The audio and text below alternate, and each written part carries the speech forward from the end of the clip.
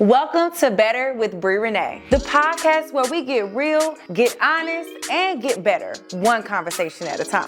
Here we talk all things family, faith, finances, and everything that just feels good to the soul. This is your safe space to grow, to heal, and to elevate. Because better isn't about being perfect, it's about being intentional. So whether you're working on your mindset, your money, or your relationships, you're in the right place.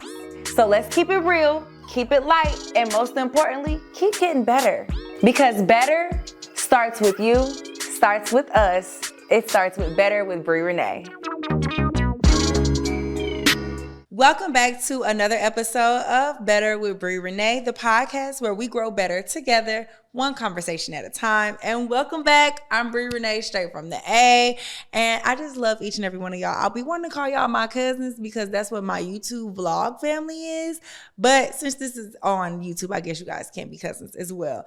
I just love each and every one of y'all. Thank y'all for tuning in to every episode, whether you're listening or watching Wednesdays at 7 p.m. Eastern.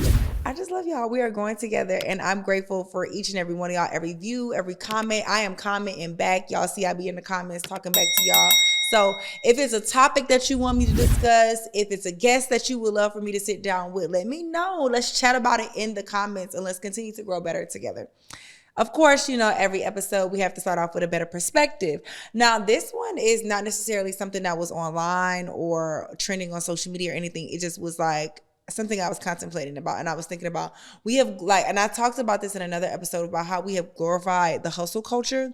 But I also realized there's always this debate about 9 to 5 versus being an entrepreneur or side hustles. And is it really leaning you towards financial freedom when you quit your 9 to 5 to go to being an entrepreneur or having more, side hustles? And I'm really on the fence about it. And y'all let me know how you feel about it in the comments, because I'm like, are you just creating another job for yourself where you are constantly, consistently working, you never get a break? Because if you have a good 9 to 5, we have demonized 9 to 5 so much, but really to me, that kind of gives you a little bit more freedom than being an entrepreneur or having all these different hustles. Because if you're like me, an entrepreneur or creative, we all know that you can't just do one thing. I'm not just an actress. I'm not just a podcaster. I'm not just a content creator. I'm constantly having to work on each of these different pots or segments of myself to make my ends meet and to pay my bills. So it's like, while I'm grateful because I'm doing what I love and God has made a way for me to financially provide for myself each and every month, it is a never-ending job. I work from the time, and my brain is constantly working from the time I wake up to the time I go to bed. And sometimes I'm not going to bed on time because I'm constantly having to get this work done, because if I don't do it as an entrepreneur or a solopreneur or a content creator, then who will? So I just want you to think about that and contemplate that. Are we really leaning towards financial freedom with entrepreneurship? If you haven't, now I'm not telling you not to chase your dreams. I'm not telling you not to go for it if that's what you want to do. But I'm just saying, don't just leave a 9 to 5 because you think that it's going to grant you this glorious life of travel and leisure, because it's not going to be that. It's going to be nonstop work. It's going to be unorthodox hours, or inconsistent pay months where things aren't always right. You're gonna have to fuel and fund your dreams on your own for a very long time before they become financially stable. So I think that that's the side of entrepreneurship that we don't talk about on social media a lot, when we're telling everybody to quit your job. You're working for the man, you're working for someone else. Yeah, you are, but that can sometimes be okay and a lot more freeing, because once you get off at 5, you getting off at 5, and you get to go home and experience your family and enjoy your dinner without having to work at the same time, or enjoy your weekends. I really don't have days where I'm not doing something, whether it's posting, which is a part of my job, showing up online, which is a part of my job. And there's also, this is a whole nother perspective that we can talk about in another episode, but there's another element of always feeling constantly being consumed.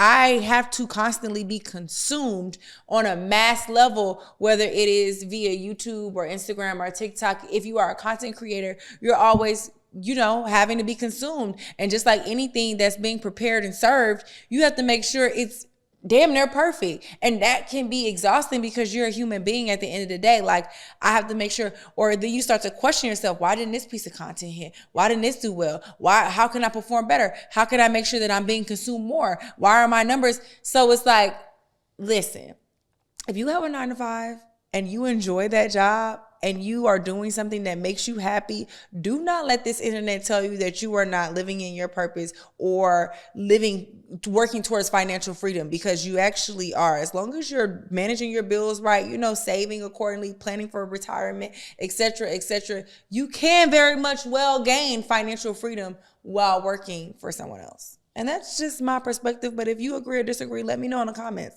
We can chat about it there. All right, guys, this next guest, you guys flooded my DMs asking for her. And of course, I already had her in the vault. I was going to bring her on anyway. So y'all are in for a real treat, you guys. She needs no introduction, but I am going to give her one. She is the most viral poet of our generation, an acting powerhouse, you guys. She is a skilled actress with over 36 IMDb credits, and those not easy to get, trust me, because I've been trying to run them up, okay? And nearly 100 million views across the internet thanks to her spoken word pieces like Average Black Girl and Dear Mama. She has performed on the Arsenio Hall show and has been seen by millions. She's a creator and activist, a community builder, and she has founded Greenlit ATL, which is a media platform empowering creatives who believe in her coined phrase, create, don't wait. She's an entrepreneur, a producer, a wife, a mother, and an amazing friend that I am so blessed and so lucky to call one of my own, Miss Ernestine Morrison. Wow, that was a nice introduction. I'm like, do it again. Yeah, I had to. Thank you, Brii. Hey, friend. I'm happy to be here. They asked about me? They asked for me? I had did a post like. The cousins?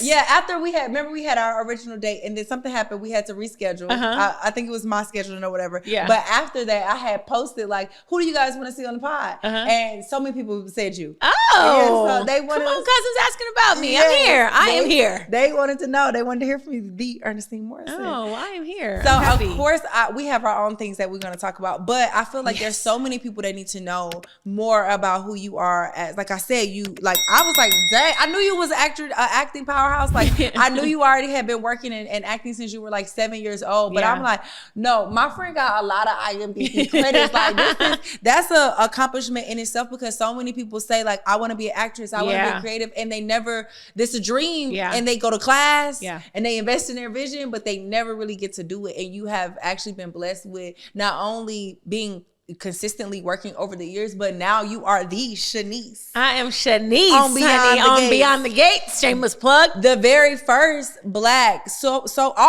opera. Yes, the first soap opera with a predominantly black cast. The first soap opera created in the last quarter century. Plays on CBS every day at 2 p.m. Eastern Standard, or it streams on Paramount Plus. And when I tell you, I am just in awe every day that I get to be on this show and I get to play Shanice. Yeah, that's network. That's something like, and this is maybe like acting terms. People dream of like being network. Being on network television. Yes. Like CBS. Syndicated every day, coming on every day. Yes. Yeah. So no, it's crazy. How did that feel like?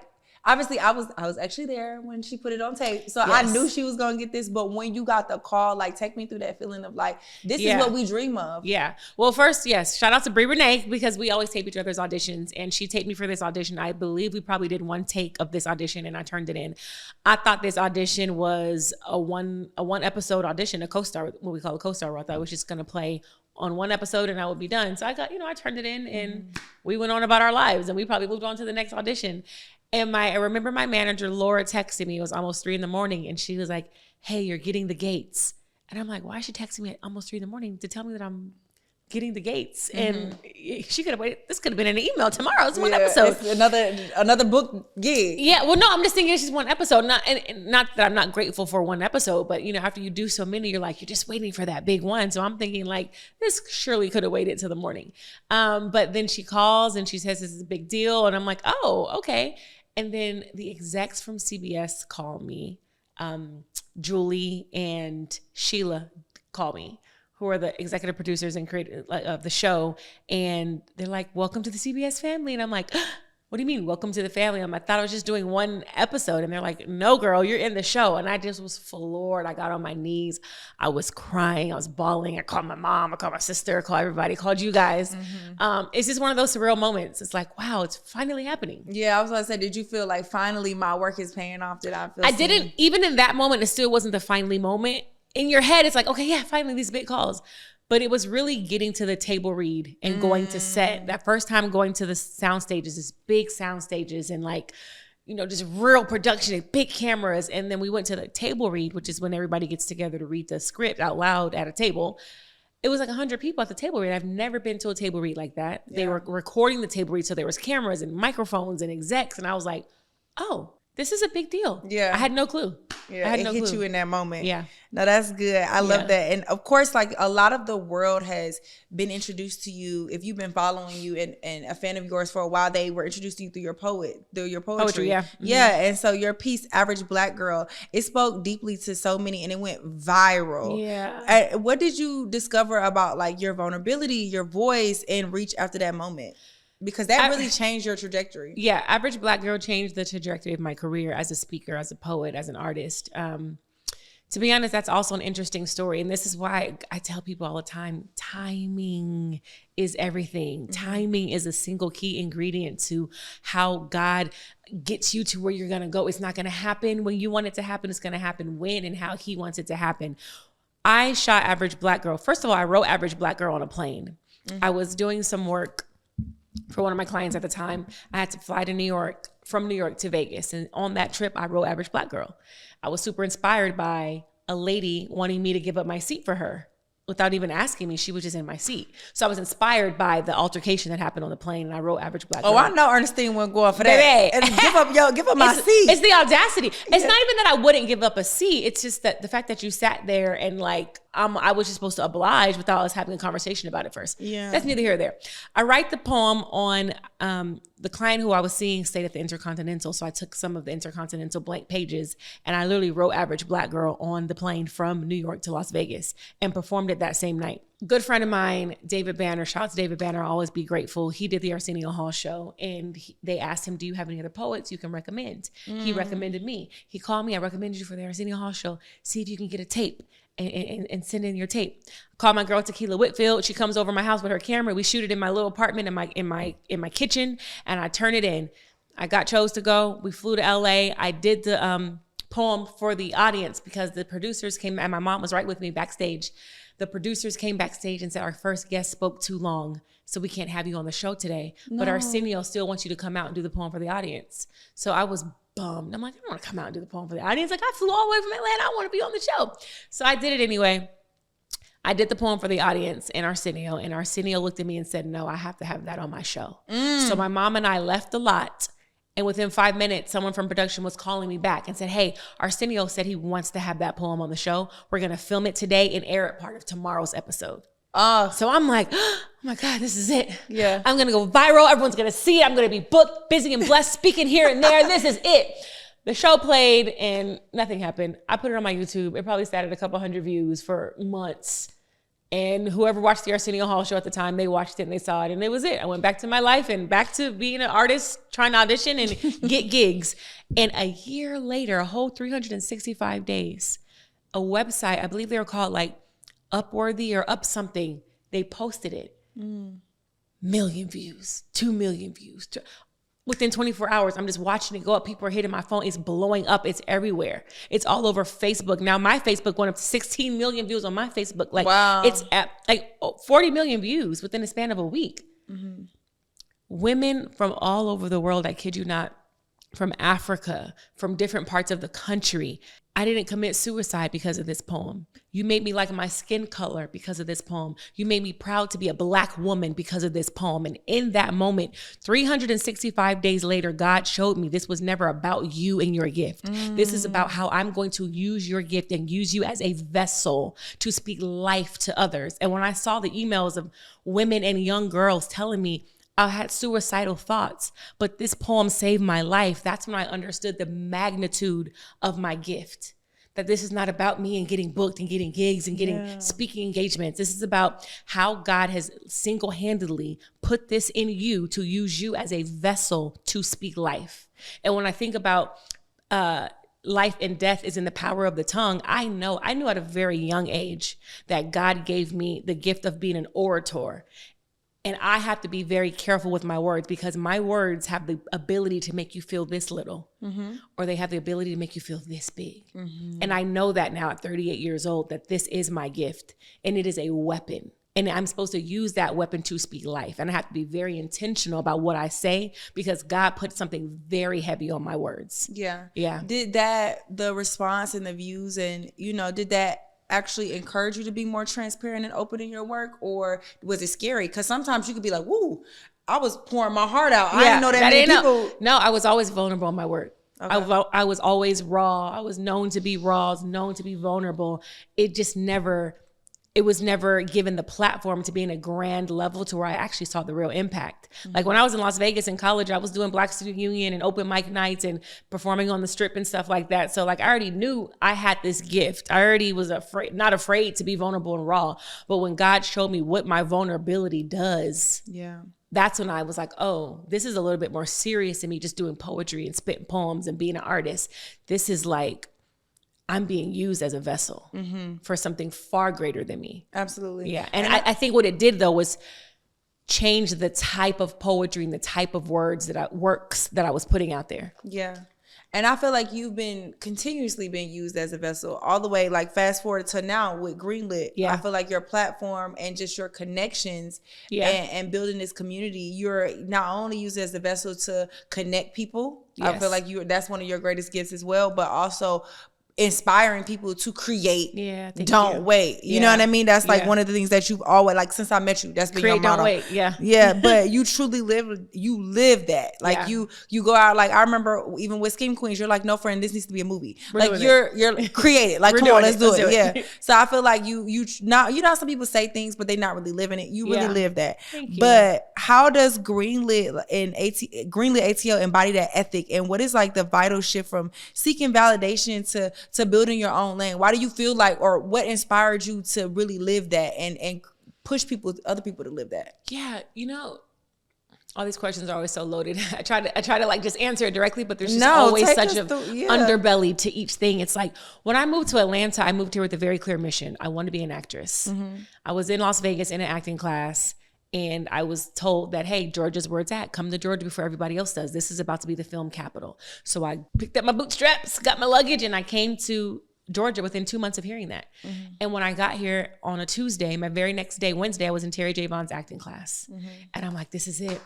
I'm in acting class. I'm doing it. This is how you do it. You go to acting class, you learn the craft, you get an agent, and then you start working. In my mind, it was that simple. Newsflash, it's not. It's some people in acting class right now that I know who've been in acting class far longer than me and who's still not even in the position that I'm in. This industry and this space is such a roller coaster. So as I'm maneuvering the space and learning and growing and honing my craft and meeting new relationships, I'm seeing if I want to be in the position that I truly want to be in, it is not going to fall in my lap. It is not going to be given to me. I have to create it. I can't turn in one more good audition and watch it on TV and say, oh man, I auditioned for that role. Oh man, I auditioned for that role. Oh, these lines sound familiar. Oh, it sounds familiar because I auditioned for that role. And I know my tape was good. Yeah. No shade to the actress who got it, but I know what I know about what I put on tape. I put in the work. And I did that scene a lot different than she did. But God was always showing me, no shade to the actress who got it, because that was her yes. It wasn't my yes. It's like you got to think about that as an actor too. Your no is somebody else's yes, and we have to clap when other people get their yeses because we don't know their journey. We don't know the work that they put in. So I said, you know what? I have to create it. And luckily for me, I was around phenomenal mentors like Terry J. Vaughn and Cass Seegers and my girlfriend Chazatir Martin, who we all kind of knew like we've got to create it. Me and Chaz were creating treatments back then and creating shows. And I saw Cass and Terry with their Nina Holiday production company doing movies and taking their books and making films. I'm like, oh, I can do this. Yeah. You got a camera? You know how to write? You know how to direct? You know how to act? We got a little set right here. You got some sound equipment? Oh, we can do this ourselves and put ourselves in position like Issa Rae did You know what I mean? Put ourselves in position like Tyler Perry did, put myself in position for create, don't wait. And it's not just create, don't wait. It's create while you wait. Yeah. Because we still love the industry. auditioning. We love the auditions. We love our managers. We love our agents. We want to book these shows. But in lieu of, I'm not going to sit and wait for my trajectory of my career or my life and my destiny and my fate to be in anybody's hands. Any casting director, any production company, any person outside of me. When I know that God instilled in me a producer, God instilled in me a writer, God instilled in me a creative mind. So if God put it in me, then I know it can come to fruition if I do it. I'm not going to put it in your hands to tell me when I can work. Yeah. You know what I'm saying? Because then I'm just be waiting for a check, waiting on my next thing from you. Because then you'll always be waiting. Yeah. You'll always be waiting. And I think that if you put yourself in position, you make yourself pop and you make yourself get out there, then people just start coming to you. Yeah. It's like almost like law of attraction. Now people are like, oh, what is she doing over there? Oh, she's doing stuff. Now we want to be attached. But you are really skilled. And I don't know. I'm still learning the difference between just a God-given gift and a skill. Yeah. And maybe you know whether this was something you learned or not, but you are really good about connecting with people, building relationships, building a community, you know, and utilizing and knowing who to call and connect and even build. So do you feel like, and I always am an advocate for people coming to Atlanta because I feel like that's something that Atlanta is really good about, especially with Black people. We're really resourceful. But do you feel like that's something you always had, or do you feel like you learned that skill along the way? Or do you feel like Atlanta helped cultivate that in you? Because a lot of people, I feel like, are stuck where they are just because they don't know how to connect. Yeah. I think that I'm a student of the craft. And when I say of the craft, I'm not just talking about acting. I think I'm a student of life. I absorb my atmosphere. That is actually what my gift is. And because I'm able to absorb my atmosphere, I'm constantly studying the room. Okay. So you know what I mean? So I'm like, oh, Brii's a really great interviewer. Okay, I like how she does that. I'm sitting with David Shands of the Social Proof podcast. I'm watching, oh, I see how he reverted the question. So I'm constantly studying. And Michael Jackson said, if you want to be great, study the greats. I am constantly studying the greatness around me. And I think I have to owe it to being a track athlete. I was a track girl. And I came from a very rigorous high school track program and then went on to run Division I track at UNLV. So like you had no other option but to figure out a way how to get past the finish line. To be great. To get through the finish line. That is all I know. As a track girl, you are trained to run your race, stay in your lane, and get across the finish line. There are no excuses. You have to get across the finish line. If your leg breaks, you have to get across the finish line. If you get a shin splint, you have to get across the finish line. If you get a cramp in your side, you have to get across the finish line. So from my whole life, from the age of youth track at 12 years old, all the way to 20 in college, my mind is trained to figure out how to get across the finish line with the cramp, with the broken leg, with the shin splint, with the ache and pain here, with being hungry. My mind is trained. Okay, how do I figure it out? How do I run through the pain? How do I get around this obstacle? So that's just something that's instilled in me from being an athlete. And then when I decided I wanted to act full time, I started my own personal shopping company when I used to work for Neiman Marcus. And I worked for very, very, very high end clients. They don't want to hear the word no. Yeah. The package didn't come. My clothes didn't get there. They don't have my size. I can't get it. They don't want to hear that. And I used to be a super, I used to watch Tyler Perry used to send these motivational videos every day in his email list. And I was on his email list. And one of his emails changed my life. He said, I don't believe in the word no. Yeah. No's not an option for me. That's not an option. When Tyler Perry said, no, it's not an option for me, that gave me all the license to say, oh, no, it's not an option for me either. If it's not an option for Tyler Perry, it's not an option for me either. So I think to answer your question, my mind is just, there's always a way. So now you're... With the obstacle, figure out what the obstacle is, attack the obstacle, figure out how to get around it and get through the finish line. But it's still a difference because somebody like, I feel like we have that as similar. We're going to figure out a way. For sure. But somebody like me, I'm more so independent in my way about figuring it out. You're going to you're resourceful with connections. Yes. So is that just the way your mind thinks? Like, okay, well, I might not know, but I know who.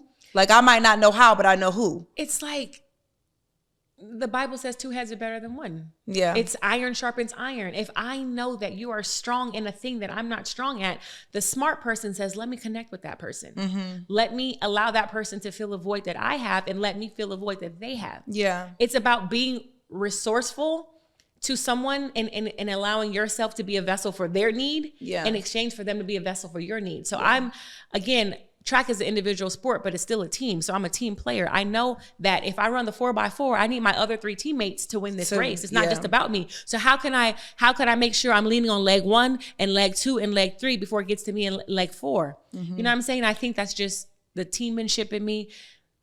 It's working smarter and not harder.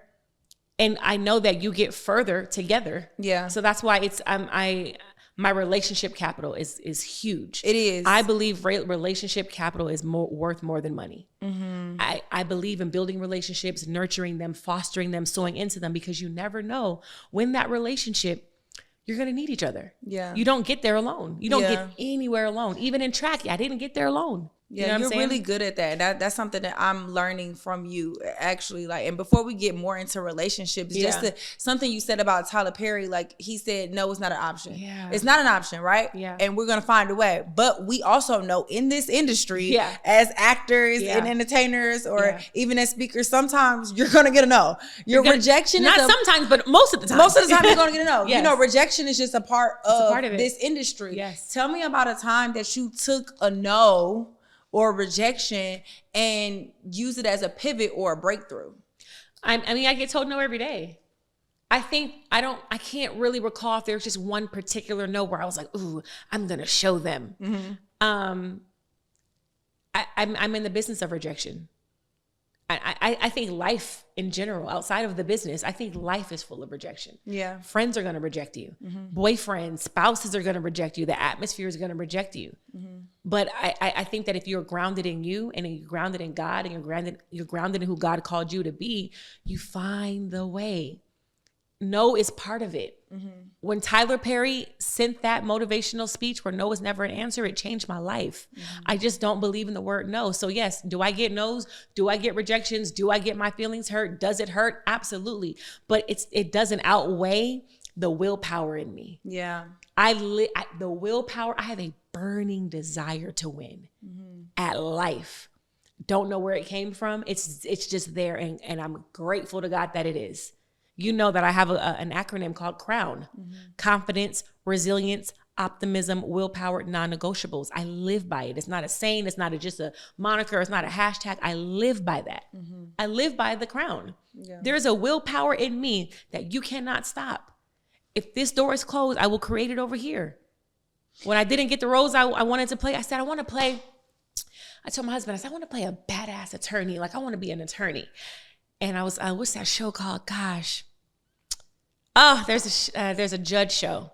I can't remember, but I was watching the lead actress play and I'm like, ooh, I want to play something like that.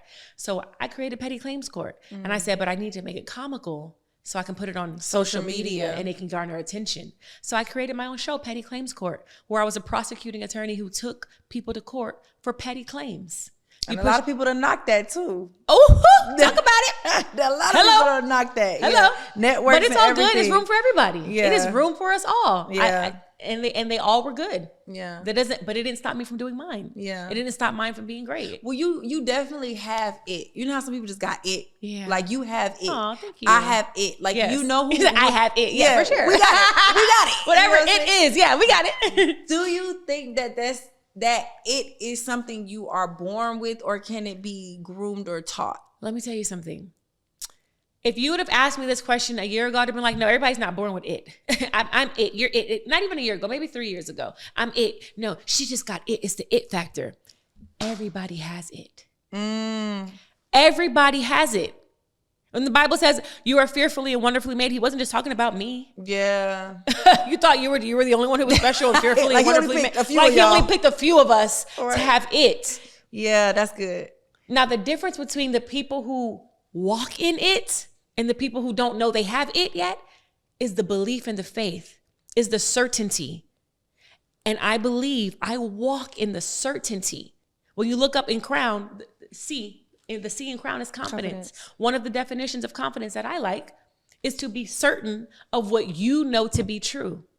And that is why I have it, because I am certain in what I know to be true about me. And that doesn't mean you're perfect. That doesn't mean you're always on. That doesn't mean you're beautiful or you're pretty and you always got it together. It just means that you're certain in what you have, the good, the bad, and the ugly. Mm-hmm. I know when I'm having a bad day. I walk in it still certain. I'm having a bad day right now, Brii. Yeah. I'm irritated. Yeah. But I walk in it. I'm not trying to hide it. I'm not trying to pretend. It's just I know what I know about me. I'm certain of it. So that's why when I walk into any room, I walk in knowing I'm Ernestine Morrison, knowing that I'm fearfully and wonderfully made, knowing what God says about me. And there's no difference between me and you. I'm just walking in it because I truly believe it's not an act. Mm-hmm. I truly believe in what God says about me. And a lot of people like to quote scripture and say they believe and they have faith, but it's like it doesn't show in your walk. Yeah. I can see it's not in your walk. You don't even believe it yourself. Yeah. I just happen to believe it. Yeah. Wholeheartedly on the good days and the bad days. And trust me, I have a lot of bad days. I'd be on the brink of depression and still know I got it. Mm-hmm. I still know what he says about me. Mm-hmm. It's not going to change. That doesn't mean your mood doesn't change or the days don't change. Circumstances don't change. But my certainty is what makes me walk in it. Just fully. That's just it. There's no secret, mystery answer. Everybody I like that. it. Nobody ever said it like that because I kind of thought you just had it. Like you born with it, and some people just don't have it. Like they were unmemorable. Like they didn't have it. But now like there is a spark. Now some people do have a spark where it's like, man, you can't teach that spark.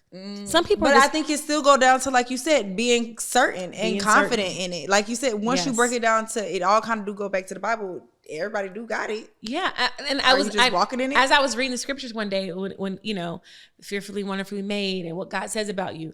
A lot of times people be like, I'm fearfully, wonderfully made. Well, God said about me, me. So you think God's only talking to you? You're that special where God He only made you fearfully and wonderfully made. He didn't make anybody else fearfully and wonderfully made. Right. He didn't say he was going to be there for anybody else. He didn't say he was going to meet anybody else's needs. Mm-hmm. What? You're the only one? That's ridiculous. Yeah. We all have He wasn't even made when the Bible was He wouldn't even think about you yet when he wrote that. He's thinking about all of us. Yeah. He has all of us in mind. Yeah. He has given all of us gifts. You're not the only one with a gift. For sure. Now, some of us just have been certain about that gift. Some of us just believe in that gift or we're knowledgeable about our gifts early on, so we know that that's our gift. Yeah. Some of us take a little bit longer to figure out what that gift is. And sometimes you do know what your gift is and you're still afraid to live in it. It's the fear that holds people back. Absolutely. And you've known me long enough. I mean, when did we meet? 2016? Mm-hmm. You've known me long enough now. It's like, I'm just not fearful. Yeah. That doesn't mean I don't fall flat on my face sometimes. That doesn't mean I don't get it wrong. But I have audacity. Yeah. I am an audacious person. You my most audacious friend. For sure. It's a picture of Ernestine under the definition of audacious. If you look up the definition of audacity, you don't see me. Ernestine will walk in a restaurant and be like, excuse me, can y'all turn that music down? We're trying to shoot a skit.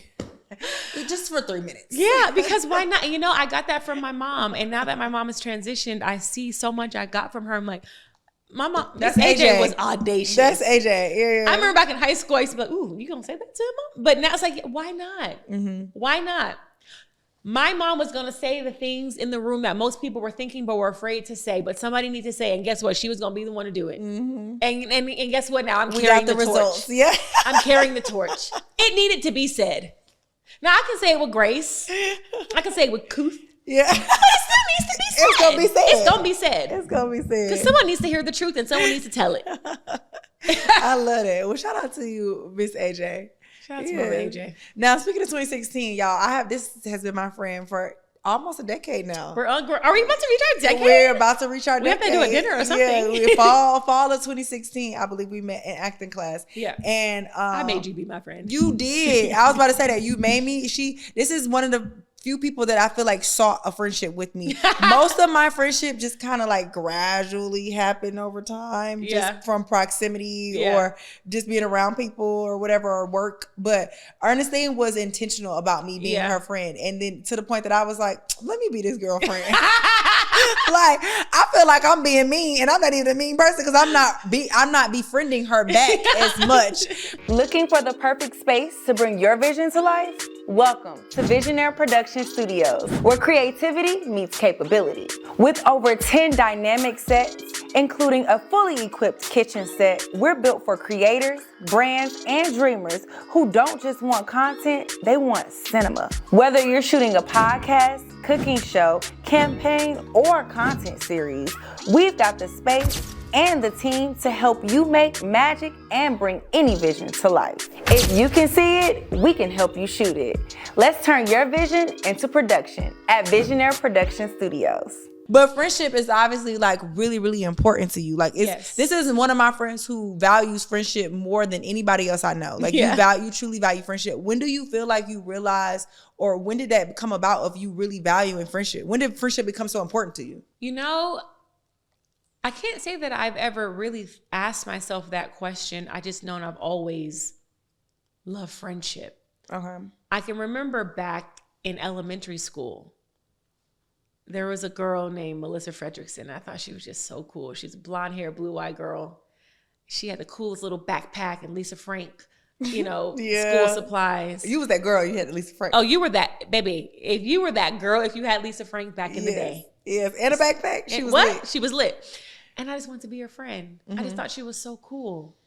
I've always been like that. Like where some people see someone who's popping or lit or cool or beautiful and they hate or they shy away or they don't want to. I've always been attracted to it. Like, oh, she's cool. I want to know her. I want to be, I want to be in with her. I like her. She's cool. She's pretty. She's got Lisa Frank. Yeah. You know what I mean? And then even, I just remember my first day of high school and joining the track team. I just thought the track girls were so cool. It was Renee Winston. It was Erica McCoy. It was Vonnie. It was Alicia. It was Portia. I just thought they were cool. And I'm like, gosh, like I love that. They're cool girls. I want to be, I want to align with the cool women who were doing things. They were fast in track. They were dedicated. Renee Winston was like one of the most dedicated athletes I ever saw. I used to watch her just do her drills and warm up. And I used to be like, I got to be like that. So I've just always been attracted to great women who were doing special things, who were about their business. And as time has went on in my maturation of just living life and reading the Bible and getting closer to the word and just maturing in my thoughts, friendship is biblical. Yeah. It truly is. You need friends. You need a village. You need a support team. You need people to sow into you and who you can sow into back. Again, in me being resourceful, you don't do this thing alone. Yeah. You don't. We all need somebody. And it's nothing like having a genuine sister, a genuine friend. When my mom had her heart transplant, she was only on the heart transplant list for 6 days. It was almost a record. She had that type of favor. The heart came, it landed on top of the helicopter. The helicopter landed on top of the hospital. My aunt said they heard the whoo, whoo, whoo from the helicopter. The nurses came in about 8 minutes later, took my mom back, did the procedure. The procedure went great. She came back in. She woke up and who was there? Her friends. My Auntie Roz was there. When my mom came out of the surgery, she couldn't really move. She had open heart surgery, had heart transplant. She can't move her limbs. So my Auntie Roz, who I call my Auntie Roz, but she's really my mom's best friend, I watched her feed my mom. I literally to this day can feel the tear that was coming down my eye witnessing it. She fed my mom. She spoon fed my mom. And when the food fell down my mom's chin, she wiped it. That's friendship. That's why you need friends. Yeah. If you can't wipe yourself, if you can't feed yourself, who is going to show up for you? I cried watching Auntie Roz feed my mom and wipe her down because that's friendship. Yeah, that's true friendship. That is true friendship. And love. It's love. Yeah. It's literally rooted in love. And if you're supposed to love your neighbor like you love yourself, if the Bible says a friend sticks nearer than a brother, what better than a friend who will lay down his life for you? It's special to have that. And my mom used to always tell me, Ernestine, you think everybody's your friend? And she used to say, you'll be lucky if you have one good friend in life. And I used to be like, yeah, right, Mom, I have a bunch of friends. This is my friend, and this is my friend, and this is my friend. But you wake up at 38 and you realize Mom was never wrong. It's a bunch of people around. But it's only who's going to come to the hospital and feed me, though? Yeah. Who's going to come to the hospital and feed me? Who's going to sit in a courtroom with me when some stuff is going down, my family member? It's cute to do TikToks together and dress and color coordinate and do all that stuff. Right. And go do group workouts together. And that's all that's great. And we do those things too. But who's going to pull up when the real stuff happens, you need friends. Yeah. Yeah. I was going to ask, but it sounds like your Auntie Roz, but if not just her, who has shaped your views on love, loyalty, and friendship? Oh, there's been plenty of people. There's been plenty of people over time. I mean, mentors, track coaches, college professors. God has always put me in a position to have great examples around me. Terry J. Vaughn, I call her my big sister, friend. I just love her. She has really shown me like what it looks like to be loving. And it's not like she just loves me. She's just loving. She's just love. Being around her, seeing how she interacts with people, seeing how she communicates, how she talks, watching her daily walk, she leads with love, and that's been inspiring. But I've had so many examples of friendship. I mean, that Auntie Roz story, watching her feed my mom. My mom had the same 3 best friends for 30 years plus. Her friends, Tony, Auntie Gail, Auntie Roz, they all been her friends since before I was born. Yeah. You know what I'm saying? Like friends, like, no, we didn't have a 10-year gap and then we came back. No, since I've been little, those 3 women have been in my mom's life. You know what I'm saying? So I had good examples around me to see. Friendship exists and I see why it's important. Yeah. Yeah. How do you know when it's time to fight for a friend or call it quits? Whew. Yeah. I think I'm learning it still daily. When to let it go, when to hold them and let it fold. I think it's with anything. I think as you become really grounded in who you are and start truly loving yourself, and not loving yourself and like, oh, I get facials and manicures and I take care of myself really good. But loving yourself, meaning ridding yourself of people, places, and things that don't serve God's purpose for your life. It will become easier for you to get rid of people, places, and things that do not serve God's purpose for your life. And I think even now I'm kind of just going through something where I'm taking inventory. There's people that I love. And my friends who know me know I love hard. I love you. But I think when you start feeling uneasy, when it starts feeling too hard, or it starts feeling like you're the only one making an effort, you're the only one pouring, you're not being heard or seen, I think that maybe there's times where you need to just take inventory and see, let me see who shows up for me. I keep showing up for this person. Let me see if they ever show up for me. And showing up means different things for different people. You can't judge it like, I always come to her birthday dinner, but she never comes to mine. That's not showing up. Well, I post her, but she never posts me. Those are all surface level things. Yeah. Who loves you? Who loves you? The people who you love, do they love you back? Do they show that they love you?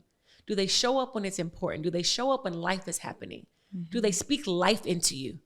Are they gossiping about you behind your back? Do they include you? Do they consider you? Consideration is probably single-handedly one of the biggest ingredients for me in friendship. Do you consider me? And I'm not talking about thoughtfulness, because you and I have had this conversation. I think thoughtfulness is subjective because you may not think about the way I think. But consideration and thoughtfulness is different.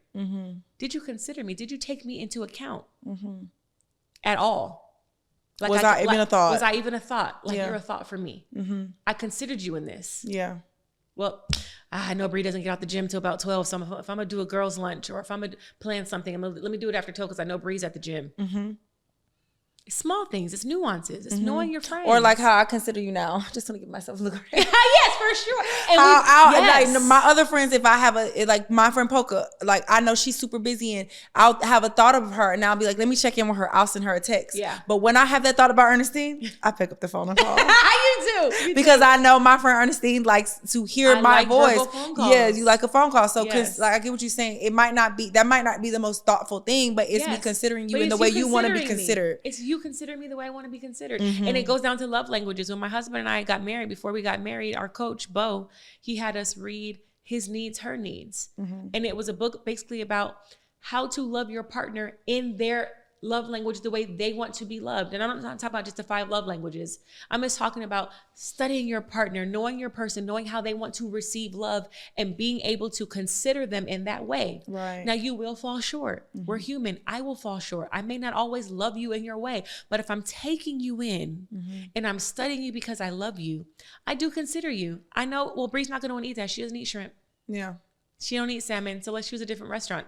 Now, I may love salmon, but if I know Brii doesn't really love salmon, right? We can go to the steakhouse. Let's do the steakhouse tonight. You know what I'm saying? It's just small nuances of consideration. Yeah. Yeah. I love that. And I just spoke about like a time where I've learned so much from being your friend, and you've challenged me to grow in a lot of ways. But have you ever had a friendship or a moment in a friendship that challenged you to grow in a way that you didn't expect? Oh, absolutely. And what did you learn? You from challenged me. Everyone, yeah. Yeah. I'm not the end all, but I'm not the perfect one. Like you challenged me. What did you learn, or like give me an example? For you specifically? Yeah, that's fine. You have taught me to just relax. That's good. Just relax. Because I'm such a deep thinker. I can overanalyze so many things, which is a gift and a curse. The depth of my mind is what allows me to be so resourceful and think 17 steps ahead. Okay, if this doesn't work out, I can call this person, who can call this person, who can call this person, we can get it done. And that's a gift of mine. That is good. But it also, on the other side, I can think of 17 different scenarios that just go completely left. And it's like, now it's anxiety. Now I'm anxiety ridden. I'm overthinking things.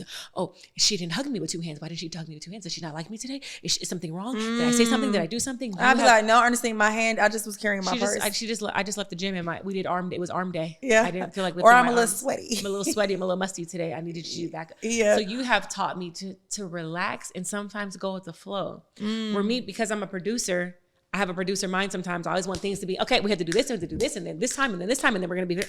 But sometimes it's like, no, just go with the flow. Yeah. That may not happen. It may not happen that way. The driver may be late. Oh, well, you said to wear red, why wear blue? It's cool. Yeah, so it's still going to work out. It's still going to work out. Yeah. So you taught me just to relax sometimes and just let it flow. And that's why I think friendships are so important, because I'm learning too I have learned how to be a producer and like think everything through and be proactive in ways. So it's like a good friendship, I feel like you will learn good things from each other and balance each other out. Yeah. Yeah. Yeah, absolutely. Well, like I said, Ernestine, we have known each other for quite some time. We're going on a decade. I love that. What's one thing about our friendship that you think has changed you as a person? Well, you kind of just answered that.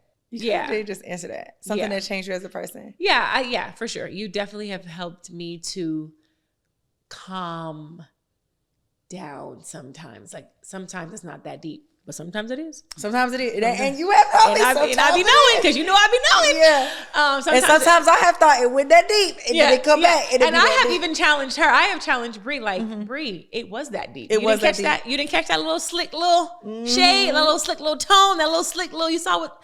Yeah, it's that deep. It do be that deep. It be that deep. It be that deep. And even if you, as a person, didn't think it was that deep on the surface, subconsciously, it is that deep. It is that deep. You meant it in a deeper way. But I think also what you've taught me is, even if I clock it, even if it was that deep, because 9 times out of 10, I'll be right. You do. I'll be right now. But even if it is, I don't have to act on it. I don't have to speak on it. Sometimes we gotta let it just play out. Yeah, you tell me, like, just be, like, I don't have to jump as soon as I see it. Yeah, it's like, just let it play out. Yeah. And I read something on Instagram. I'm sure we've all seen it. It said, I rather see what people. I want to see what you rather do. No, it said, let people do what they want to do so you can see what they rather do. Yeah. And I'm learning that. It's like, okay, you know what? Instead of challenging it, instead of saying that I peeped it, I'm clocking what you rather have done anyway. That's what you rather have done. Yeah. So why am I going to try and change and maneuver? And no, that's what you wanted to do. And letting it play out, and then we just adjust ourselves accordingly. Yes. Yeah. I might not clock it, but I mean, to you personally out loud, but I did clock it, and now I'm adjusting.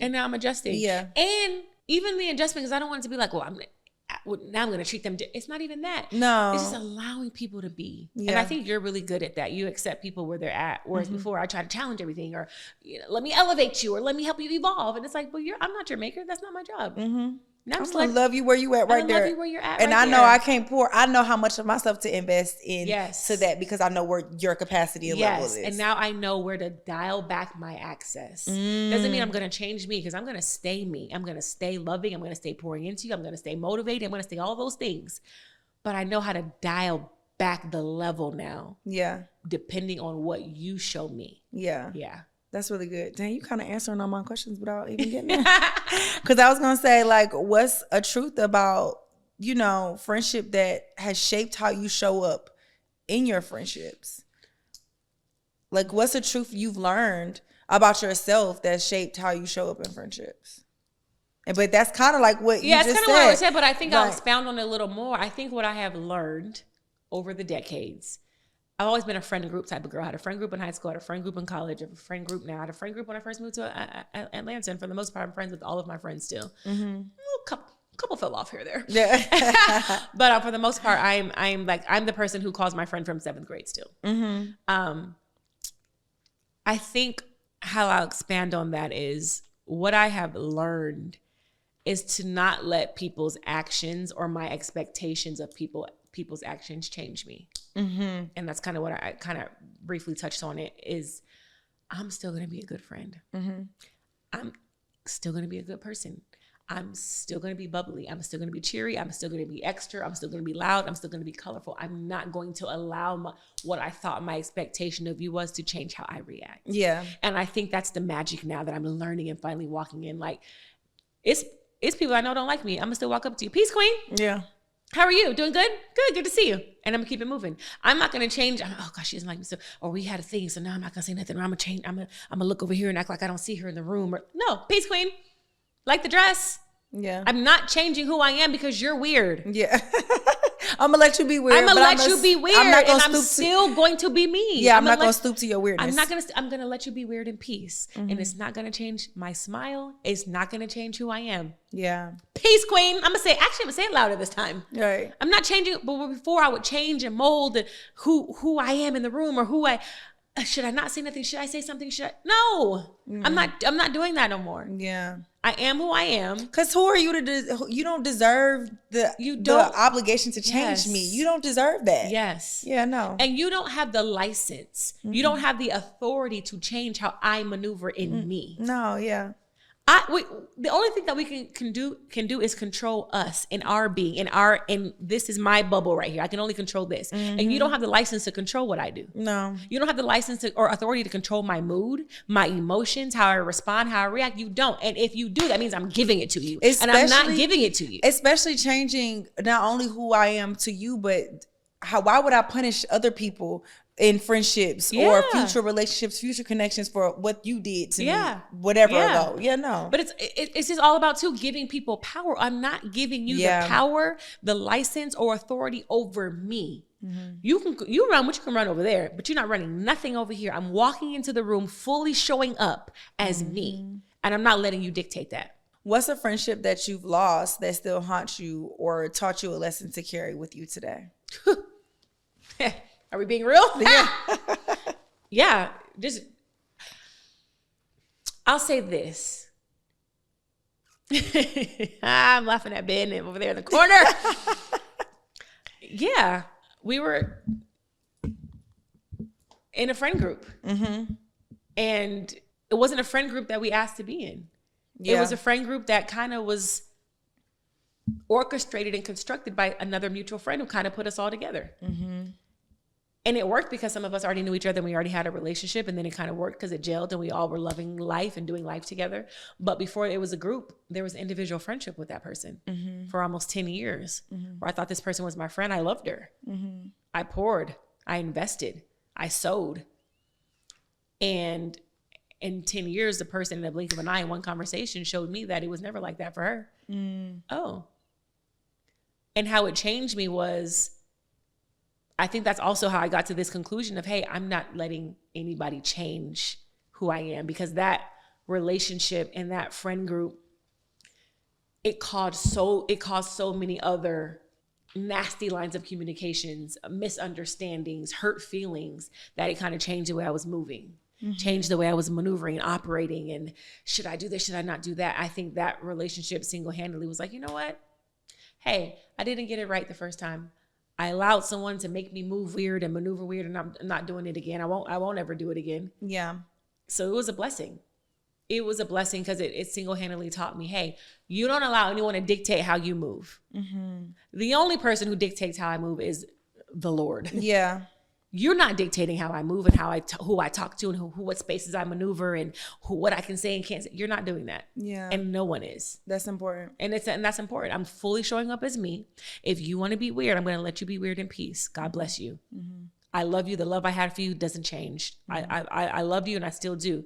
But now I love you from afar because you're over there now. Yeah. Yeah, absolutely. I love that. That's a great lesson. I feel like we all kind of took that lesson from that. No, for sure. Yeah. No pun intended. No, that was good. Can you share a moment when you realized the true value of a friend, like someone who saw you, understood you, and stood by you without hesitation? Oh, gosh. Man. I mean, not to single anybody out because I truly do have some great friends. Like, it's so many moments. Yeah. I truly do have some great friends around me. I love my village. I love my circle. But my family and I have went through so much public scrutiny and darts being thrown left to right for years. And there were a lot of people who were silent. Those moments really show you who really, The moments where you need people to love you out loud and they get silent, that will show you who really loves you. And in some of those moments, a lot of people were silent.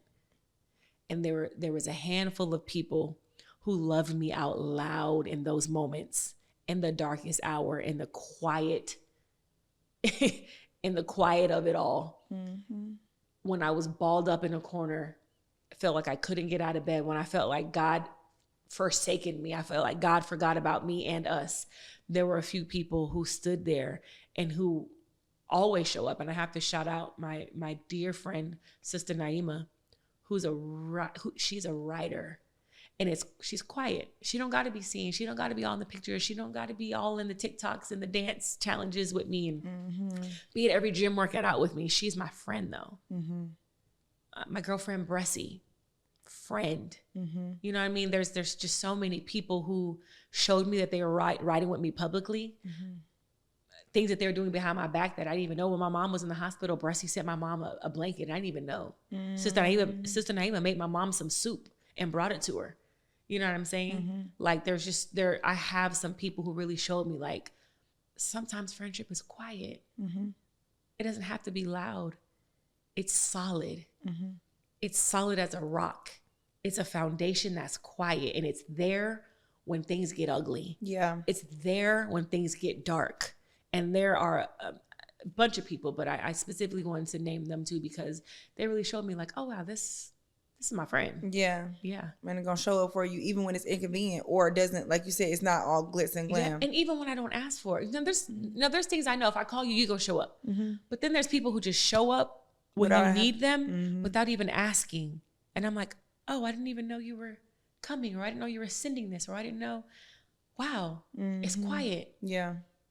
You considered me. And like people like that, like they're just forever going to be good in my book. Yeah. Always. I love that. Yeah. This is just funny. What's one of the most ridiculous or funny things that we've done together that still makes you laugh? Oh my God. In our friendship. Oh my God. What are the most ridiculous things or we've funny, done? Just like silly, or like something that just makes you smile about our friendship? Everything makes me smile about you because you're so funny. You guys, the cousins probably know how funny Brii is, but maybe some people don't, because Brii is so funny, like without even trying. Like, you just funny. And she's so like, when I first met her though, I thought she was like Nunu. I'm like, this girl can't be this ghetto. It's no way. Like, this girl is faking this ghetto-ness. Like, it's no way you this ghetto for real. Like, she used to tell me like, my mom built every house that I ever lived in. I'm like, you live in a mansion. Your mom built every house. How are you this? Like, she's just so, I'm like, she is the real Nunu. But she really is from Atlanta. But like, she got it tatted on her. She is from the A, okay? I would just say, doing life with you is just fun. It's just fun because you'll just bust out and say something like, we could be in a spiritual talk. We could be talking about the Bible. She like, what does that mean? Yeah. Like, she just like, well, Jesus was getting drunk. Well, Jesus was getting drunk. Oh, one of the funniest things when she told me she found Jesus in a strip club. Oh, yeah. When you told her she found Jesus in the strip club. He had fell off a nigga chain. He fell off. But I was like, oh my God, Jesus, is that you? I knew you was everywhere. They said you be everywhere. Look at you in a trap. Okay. Oh, Becky. Yes. The Jesus in the strip club story is so funny. Yeah, I think just doing life with you, we're always gonna laugh. Yeah, that's for one sure. thing about us. We're always gonna laugh. It's never like too And grow serious. It's and never learn. Yes, And, it's never rigid. Like Brii is my all around friend. We're gonna Yes. learn. We're gonna get money. We're gonna laugh. We're gonna hustle. We're gonna do something together. Like Brii's my get money friend. Me and Brii get we get. I was money about together. to say that. That's one of my favorite things about our friendship is that because I used to feel like you could not get money or you couldn't mix money with friends. Yeah. But you are I want to say the only. Yeah, I think you are the only friend that I have that we have gotten money together in so many ways. Yeah. We've done movies, we've done skits, we've done women's events, panels. Yeah, it doesn't matter. Like we are. And my event, Greenlit ATL, the home of Greenlit ATL is this studio, Visionary Production Studios. That's where Greenlit is exclusively. And I pay her a little discount, but I pay her. We pay to be here monthly at her studio. Yeah, and I think that's so valuable to me because I think a lot of friendships, especially they say with women, can't have good, strong friendships. But then along adding in the extra layer of finances and business, planning and marketing and business and integrity, brands and integrity. And so I'm so grateful for that in this friendship. Like I said, I didn't realize it to this now, but I think you're the only friend that I have that we've been able to do that across this entire. And we ain't got into it about it. No. And even if we have differences of opinion, we respect each other enough to talk about it or be like, no friend, I don't like that, or no friend, I think we should do it, like whatever. We respect each other enough. So I think value from that. the gate, y'all. Oh, you know what? One of my favorite stories is so when Brii and I first met, y'all, she already told y'all I just wanted to be a friend. I'm like, I like her. She's cool. I thought she was talented. Really, I'm attracted to greatness. I'm attracted to great things. Yeah. And I remember one time I became friends with someone. They were like, it seems like you only keep people around you who are successful. Well, yeah, because I'm successful. Yeah, well, iron sharpens iron. It's not even that. It's iron sharpens iron. I am attracted to greatness. I think if you're doing something great, I'm like, ooh, I want to know how she does that. I want, and not only how you do that, because I'm not trying to copy what you do. I'm attracted to that mindset. That's what it is. Yeah, I'm attracted to people who have a top tier mindset, who go out and get it, who execute, who want to evolve, who want to grow, who set a plan and they execute it. I'm attracted to that. Yeah. Again, the track girl in me. I didn't want you on a relay team with me if you couldn't hold your leg. Yeah. I want girls. If I always got to tell you, no, you can run, you can run, you could. Yeah, no. I want girls on my team who know how to run their leg. Yeah. I want teammates who know how to run their race on my team. So when I met you in acting class, I'm like, your scene was good. You just were pretty. I'm like, oh, I like how she moves. I like she's so talented. But one of my favorite stories is, I just forgot it. Well, it was something about acting class. Yeah, it was acting class. So I befriended her, right? But then she used to just always do these videos. Oh, yeah. On her Instagram. And she used to be cussing and saying the N-word and B-word and P-word and doing these little videos. And I feel like she thought they were funny. And maybe to some they were. But in my mind, the way I saw her, I was just like, she shouldn't be talking like that online. Like, she's so beautiful and she has so much more to offer. So I just called her audacious. We wasn't even that cool yet. And I was about to say, we wasn't even that cool yet. We wasn't even really that cool right. yet. And I just called her like, peace queen. Right. I'm gonna hit you with the peace queen every time.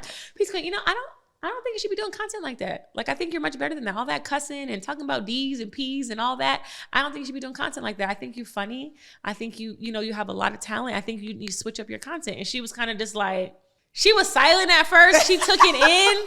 Because in my head, I'm like, first of all, did I give her my number? Like, how is she calling me, telling me this? Like, we met each other, but this, like, we on, like, where you could DM. Cool. We on DM level. We ain't on phone call level yet, girl. I do not know you. Right. Audacious. Right. But again, that's also one of the things about me. And some people hate it and some people love it.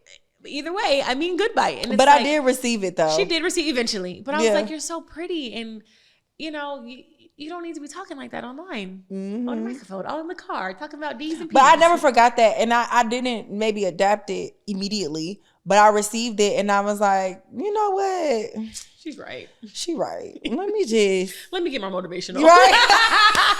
Let me show them another side. Yeah. Then we got trap formations. Yeah. So, but again, to that helped me grow. That's friendship. Yeah. Helping each other grow. Yeah. And it doesn't mean like having someone like mentoring you or telling you what to do or always finding the flaws in you and making you better. Because it's not about me making you better. It's about us elevating each other. To me, that's friendship. You elevate me all the time. I elevate you. If you pour and I pour, we're just constantly growing. Yeah. And the pot is just getting we're in abundance now. Yeah. You know what I'm saying? I do feel like we have an abundant friendship. We so do have I'm an grateful. abundant friendship. Yeah. And you're not going anywhere. So. No, we No, locked you know what I in. mean? Yeah. I can't wait to have kids so I could be like, this your auntie. No, for sure. So they could run up to, like, I love when I walk in your house and Kobe be like, Titi Brii. Yeah. So yeah, what is something in life that you want to be better at right now? What's something in life that I want to be better at? Am I going deep or am I keeping it surface? It could be anything. Family life, career, I think there's so many things that I want to be better at. If this is Better with Brii Renee, I'm always trying to be better. Right now, my immediate goals are being better with my fitness goals. Mm-hmm. I'm a former track athlete, so I, fortunately enough for me, have the ability to lose weight quick because I know how to do it. Mm-hmm. But I don't stay consistent because I know that I can get it back in 2 weeks. Mm-hmm. So right now, I want to be better at making this thing a lifestyle change. Mm-hmm. And it's not just about the fitness and the physical part of it. It's the discipline. It's the mental fortitude that it takes to be disciplined. No matter what. No matter what. No matter when you got shoot days. No matter when no matter what. Yeah. So I have vowed to working out every day. I'm meal prepping and clean eating, but it's so far greater than just losing weight or being fit. It is the mental fortitude that comes with it that bleeds into everything else in my life. Mm-hmm. When you're good at this thing, it bleeds into being better at this thing and this thing and this thing and this thing. When I'm a better wife, I'm a better mom. When I'm a better mom, I'm a better wife. When I'm a better friend, I'm a better daughter. When I'm a better daughter, I'm a better sister. Mm-hmm. So it's the epitome of better with Brii Renee. I just want to be better. Mm-hmm. And I'm starting that right now with being consistent and intentional with my health, wellness, and fitness journey right now. I love that. Yeah. Yay. Well, you spoke about trap formations. Yes. So at the end of every episode now, I end with a trap formation. Okay, cool. And I write them kind of like based off of the guest or what the topic is. Yeah. So this one was written for you. Okay. Not me writing the poet. Okay, so this week's trap formation is, I don't wait for doors, I build the house. My voice is powerful, so I create, I claim, and I hustle for my name. Come on, somebody. And that is this week's trap formation. Oh, I love that. Yes, that's my little bar. I'll put that on my Instagram caption. Say I wrote it. Yeah. Because people be silly. I'd be like, that is not your caption. You saw that on the quote. Yes, that was a meme. No, for sure. Yeah, this was fun. Yes, Better with Brii Renee. Thank you, friend, for coming to my podcast, Better with Brii Renee. Thank the cousins for requesting me and having me. Yes. And if you don't already follow her on everything at Mrs. because she's married. I'm married. I don't have my ring on today because I'm about to shoot skits. And in the skits, I'm no longer married. But yeah, I am married. Yes. At Mrs. Ernestine Morrison. Catch up with me. And yeah. And subscribe to everything. Subscribe to my YouTube channel, Ernestine Morrison. Follow me on Instagram and Facebook, Ernestine Morrison. Catch me daily on Beyond the Gates on CBS or Betterment Plus and in the Country Wayne skits. I am a lead actress and producer in the Country Wayne skits. So catch me there. Yep. Catch me everywhere. She on a screen near you every day in some capacity, whether it's your phone or the TV. By the grace of God. Tune in. By the grace of God. All right, and this has been another episode of Better with Brii Renee.